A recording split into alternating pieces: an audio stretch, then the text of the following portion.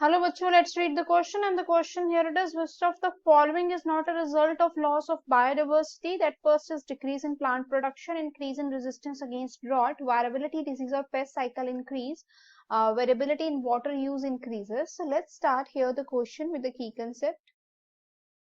So अगर हम बात करते हैं biodiversity की, that could include all like animals and plants.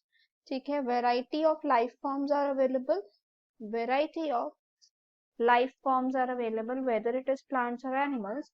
So अगर हम कहते हैं loss of biodiversity, ठीक है, जो जब loss होता है biodiversity का तो ultimately क्या होता है, ये disturb कर देता है equilibrium को. It could disturbs the equilibrium. And जब ये इक्विलिब्रियम को डिस्टर्ब करता है क्या हो जाता है, जो हमारा इकोसिस्टम है वो अनस्टेबल हो जाता है.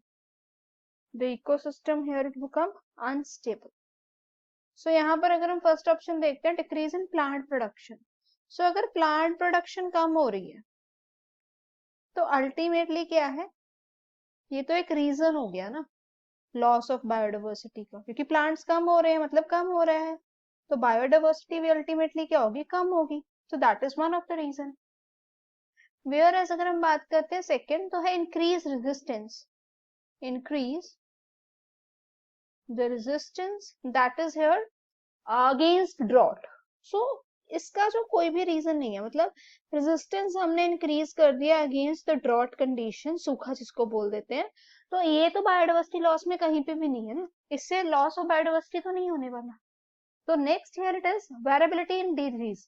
हाँ, अगर डिजीजेस आ गए, ठीक है, या फिर इन्होंने हमें एक और टर्म दे दिया पेस्ट साइकिल इंक्रीज हो गया, पेस्ट इंक्रीज हो गई, तो अल्टीमेटली ये किसको लॉस करेंगे, इट को लॉस प्लांट्स और एनिमल्स डाई होंगे उसकी वजह से. अगर वो डाई होंगे तो अल्टीमेटली क्या होगा, लॉस ऑफ बायोडाइवर्सिटी.